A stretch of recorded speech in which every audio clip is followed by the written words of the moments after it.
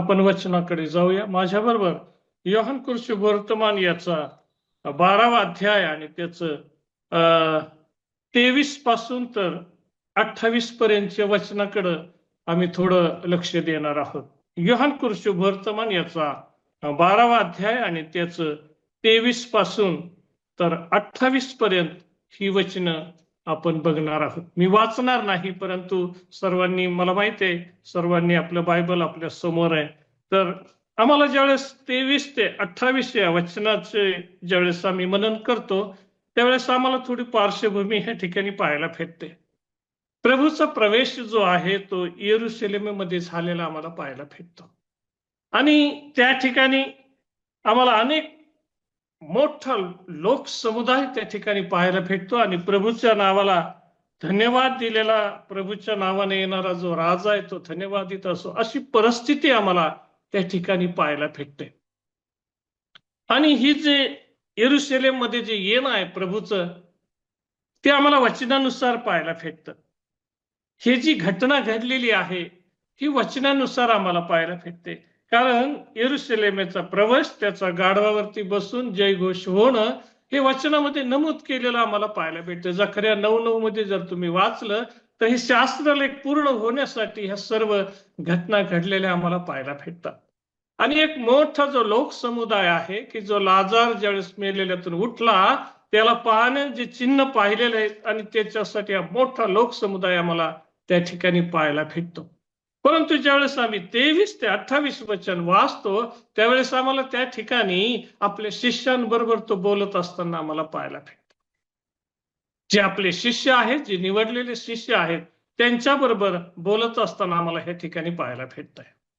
हे 23 ते 28 वचनामध्ये ज्यावेळेस आम्ही बघतो त्यावेळेस आम्हाला, मी तुमच्या समोर 3 गोष्टी मांडणार आहे. यामधून मला 3 गोष्टी प्राप्त झालेल्या आहेत. एक पहिली गोष्ट म्हणजे जी आहे तो म्हणजे उद्देश आहे.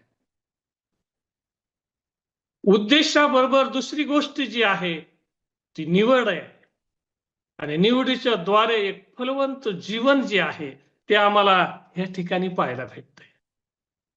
आता उद्देश जो आहे तो प्रभूविषयी आम्हाला पाहायला भेटतो. प्रभूचा उद्देश काय होता या भूतलावरती येण्यासाठी?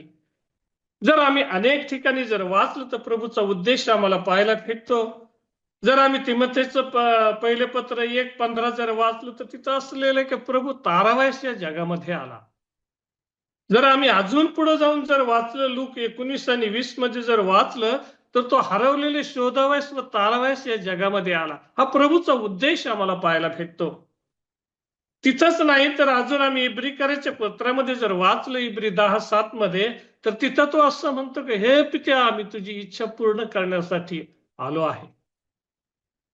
अजून आम्हाला पुढे जाऊन वाचायला भेटतं योहान 10:10 मध्ये, मी आलो आहे तर विपुल जीवन देण्यासाठी आलो आहे. हा प्रभूचा उद्देश आहे आणि तो उद्देश पूर्ण करण्यासाठी आता प्रभू जो आहे तो येरुशलेम मध्ये आलेला आम्हाला पाहायला भेटतोय. आणि 23व्या वचनामध्ये फार असं म्हटलंय की येशूने त्याला म्हटले की मनुष्याच्या पुत्राची गौरव होण्याची वेळ आलेली आहे. प्रभूने आपली सेवा संपवली.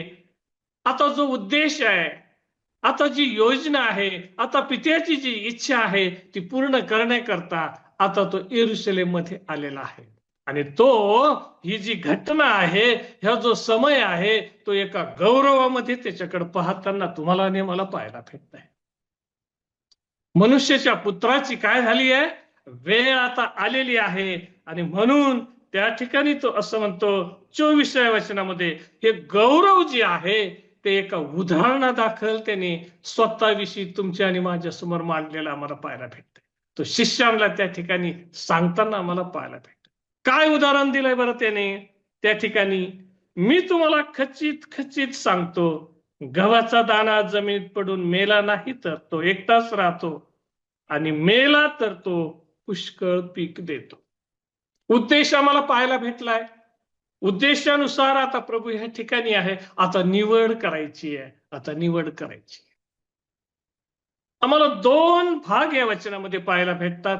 एक उदाहरण त्याने दिलंय की ज्या प्रकारे गव्हाचा दाणा जमिनीत पडून जर तो मेला तर तो पुष्कळ पीक देतो, याचा अर्थ ते फलवंत जीवन आहे, फलवंत जीवन आहे. आणि दुसऱ्या बाजूला आम्हाला पाहायला भेटतंय, तो जर एकटाच राहिला, काय तर असं म्हटलंय त्या ठिकाणी, पडून मेला नाही तर तो एकटाच राहतो, एकटाच राहतो. त्या दोन बाजू आम्हाला ह्या ठिकाणी पाहायला भेटतात. निवडीच्या उद्देश आहे आणि ह्या ठिकाणी निवड आहे. आता काय निवडायचंय ह्या ठिकाणी? गव्हाचा जो दान आहे स्वतःला त्याने ह्या उदाहरणातून निवडलेला आहे. तो असं म्हणतो, तो मेला तर पुष्कळ पीक देतोय, जर तो मेला नाही तर तो एकटाच राहतोय, एकटाच राहतोय. फलवंत जीवन जे आहे त्यासाठी गौरवाच्या दिशेने जी वाटचाल आहे, गौरव महिमा या गोष्टीकडे जी वाटचाल आहे प्रभूची, ती सोपी नाहीये प्रियानो, ती सोपी नाहीये. ती जी वाट आहे प्रियानो, ती दुःखाची वाट आहे, दुःखाची वाट आहे. गौरव प्राप्त करण्यासाठी त्याला त्या दुःखाच्या वाटेने जायचं आहे आणि एका गोष्टीची त्या ठिकाणी तो निवड करतोय, निवड करतोय. तुम्ही रोमकराचं पत्र 8वा अध्याय आणि जर त्याचं 17 आणि 18 वचन जर वाचलं तर तिथं असं दोन गोष्टी तुम्हाला त्या ठिकाणी पाहायला भेटतील. एक ठिकाणी दुःख आहे आणि एक ठिकाणी गौरव आहे.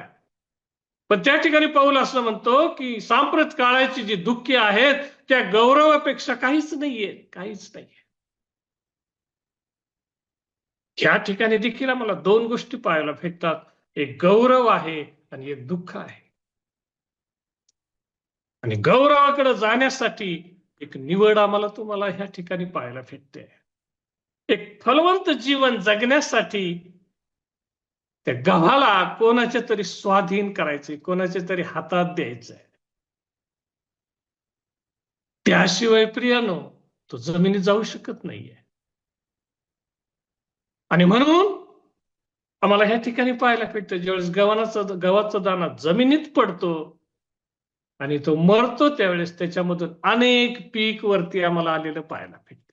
हे आहे फलवंत जीवन, हे आहे फलवंत. परंतु जर एकटा राहिला तर प्रश्न उभा राहतो, जर एकटा राहिला तर तो मरणार नाही का?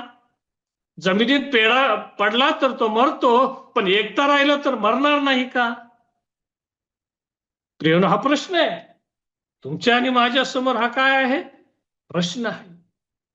मग एकटं जे जीवन आहे, जे आम्ही याच्यापासून दूर जातो, आम्ही समर्पित जीवन जगायला नको म्हणतो, एक फलवंत जीवन जगण्यासाठी आमची मनाई आहे, एक उद्देश देवाने तुम्हाला आणि मला ठेवलेला आहे माझ्या पुढे, त्या उद्देशापासून आम्ही जर दूर जात असो, जर एकटं पण जर जीवन असं आमचं असेल, तर मला काय वाटतं ते काही जीवन कधी संपणार नाही का?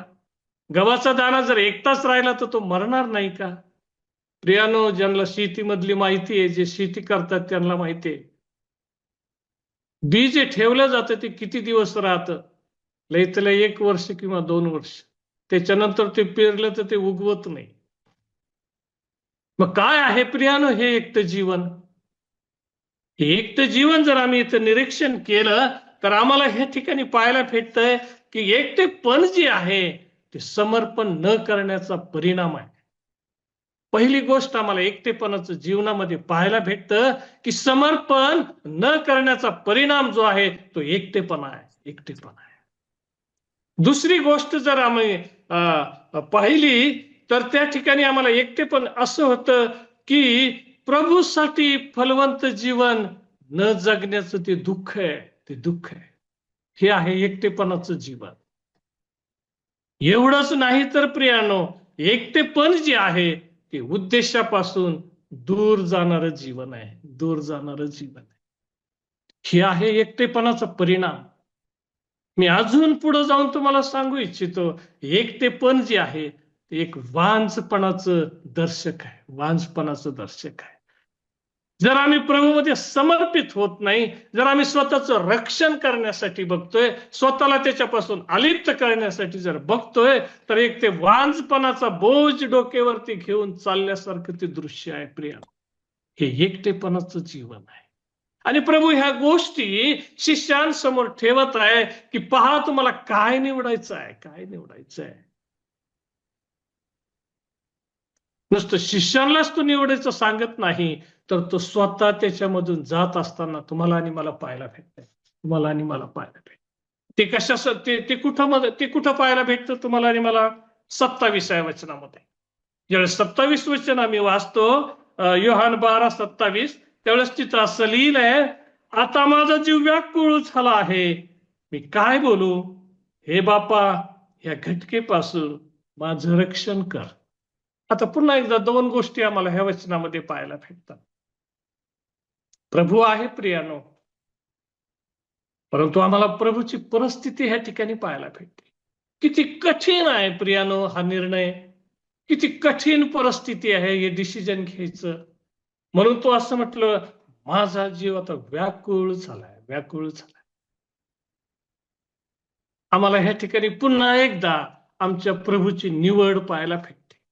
उद्देश आहे, उद्देशाप्रमाणे तो आलेला आहे, आता निवडायचंय, आता निवडायचं. म्हणून तो काय म्हणतो बघा पुढं, माझा जीव व्याकुळ झालाय, मी काय बोलू? प्रश्नचिन्ह आहे त्याच्या समोर, मी काय बोलू? इतका प्रभूची आम्हाला परिस्थिती ह्या ठिकाणी पाहायला भेटते. नंतर तो असं म्हणतो, हे बापा, या घटकेपासून माझं रक्षण कर. विनंती आहे पित्याला, हे पित्या, तू या घटकेपासून माझं रक्षण कर, रक्षण कर. मग काय करायचंय आता? प्रभू समोर दोन गोष्टी आहेत. एकीकडे रक्षण आहे, एकीकडे गौरव आहे प्रिय, एकीकडे गौरव आहे. एकीकडे काय आहे? रक्षण करायचंय स्वतःच, परंतु एकीकडे आम्ही पाहतो तर त्या ठिकाणी गौरव आहे.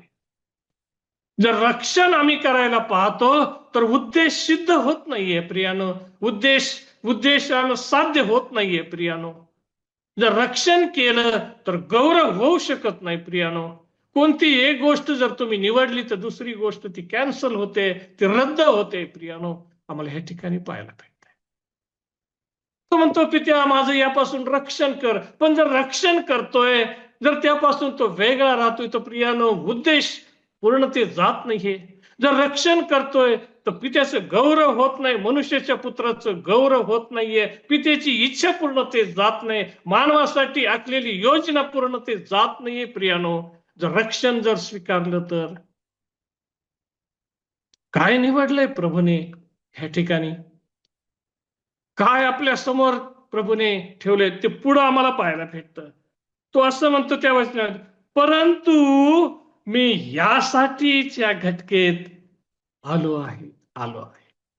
डिसिजन घेतलं प्रिया, निवड केली त्यांनी. मी याच्यासाठीच ह्या घटकेमध्ये आलो आहे पित्या, यासाठीच मी या जगामध्ये आलोय प्रभू. माझं रक्षण नको करू तू, तुझ्या इच्छेप्रमाणे होते. ज्याप्रमाणे गेतसेमनी म्हणतो तो, माझ्या इच्छेप्रमाणे नाही तर तुझ्या इच्छेप्रमाणे. मी जरी रक्षण मागतोय पित्या तुझ्याकडं, परंतु उद्देश जर पाहिला तर मी याच्यासाठीच या ठिकाणी आलोय, याच्यासाठीच माझा यरूशलेममध्ये मी प्रवेश केलाय, ह्याच घटकेसाठी मी या ठिकाणी आलेलो आहे. काय निवड आहे प्रिया? एक उद्देश आहे, उद्देशाबरोबर निवड आहे. तुम्हाला आणि मला पाहायला भेटतंय, ज्या स्वतःला त्यांनी समर्पित केलेलं जीवन आम्हाला पाहायला भेटतं. स्वतःला स्वाधीन केलं, स्वाधीन केलं.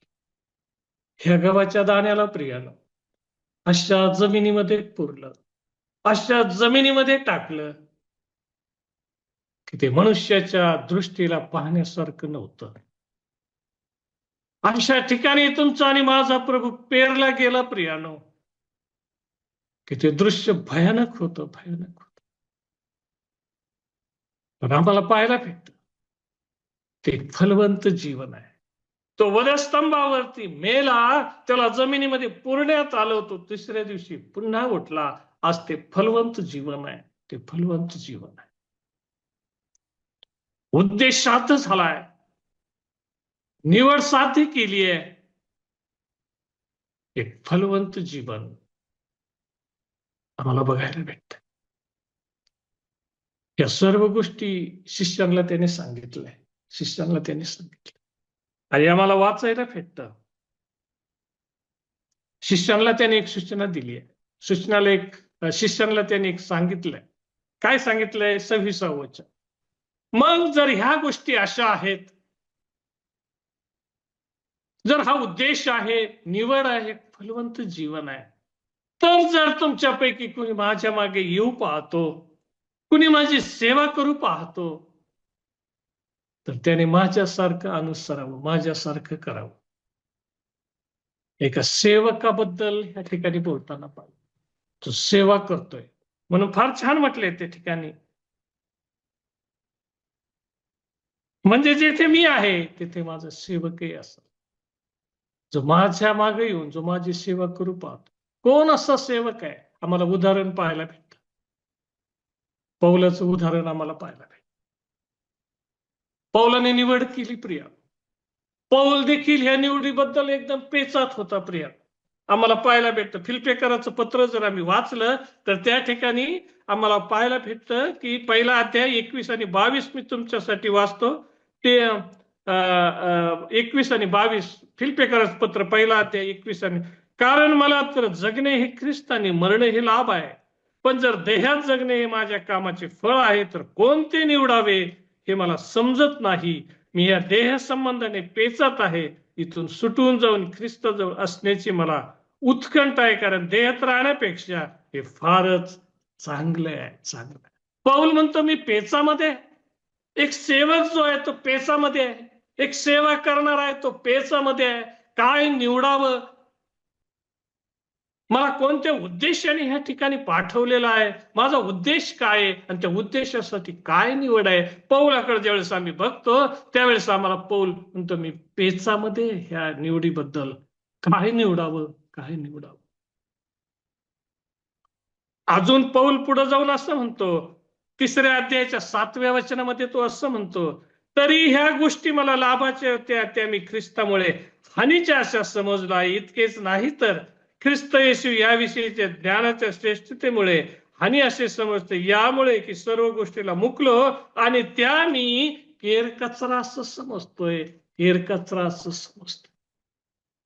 जर तुला माझ्या मागे यायचंय सेवा करण्यासाठी, जर तुम्हाला माझ्या मागे यायचंय, मला अनुसरायचंय, सेवा करायची, तर तुम्हाला निवड करावं लागतं, निवड करावं. काय निवड केली पौलाने? पौलाविषयी जर पाहिलं तर प्रियानं आम्हाला त्या ठिकाणी वाचायला भेटतं, तो तर इब्रियांचा इब्री आहे, तो बन्यामीन वंशातला आहे. कितीतरी गोष्टी त्याच्याकडे आहेत त्याच्या हातामध्ये. परंतु ज्यावेळेस पौलाने वधस्तंभावरती खेळलेला ख्रिस्त पाहिला त्यावेळेस त्याने आपल्या हातामध्ये असलेल्या सर्व गोष्टी केरकचरा अशा समजल्या, केरकचरा अशा समजल्या. आणि त्यांनी निर्णय घेतला की ह्या सर्व गोष्टी ज्या आहेत तो केरकचरा आहे, केरकचरा आहे. प्रभूच्या मागे आलेले लोक, प्रभूच्या मागे असलेले शिष्य, त्यांना सेवा करण्यासाठी एक डिसिजन घ्यायचा आहे, एक निवड करायची आहे. आणि ज्यावेळेस पौलाने आपल्या ख्रिस्ताकडे पाहिलं, काय दिसलं ख्रिस्तामध्ये पौलाला, की तो ह्या सर्व गोष्टी हानिकारक समजतोय, केरकचरा समजतोय. वधस्तंभाकडे ज्यावेळेस पौल बघतो त्यावेळेस त्याला तारणाऱ्याचे हात जे आहे, की ज्या हाताने सर्व सृष्टी बनवली, ज्या हाताने सर्व काही निर्माण केलं, ज्या हाताने मनुष्य घडवला, ज्या हाताने सर्व, ज्या हातामध्ये अधिकार होता, ते हात आज वधस्तंभावरती रिकामे पौलाने बघितलं. त्या हातामध्ये काहीच राहिलेलं नाहीये. त्याने स्वतःला समर्पित केलंय, समर्पित केलंय.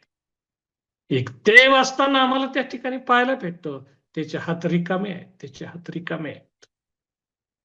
ज्यावेळेस पौलाने हे पाहिलं त्यावेळेस त्याने आपल्या सर्व गोष्टी, ज्यावेळेस ख्रिस्ताकडे पाहिलं त्यावेळेस त्याला समजलं निवड काय आहे. त्याने आपल्या सर्व गोष्टी ज्या आहेत ते केरकचरा असं समजून वधस्तंभावरचा ख्रिस्त पाहिला आणि त्याने अशा प्रकारचं निवडलं की जगणं हे ख्रिस्त आहे आणि मरण हे मला लाभ आहे. प्रियानो, आपली वेळ संपत आलेली आहे.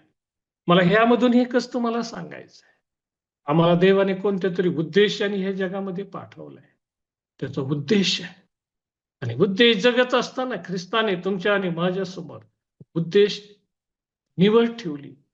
फलवंत व्हायचंय की एकटं राहायचंय?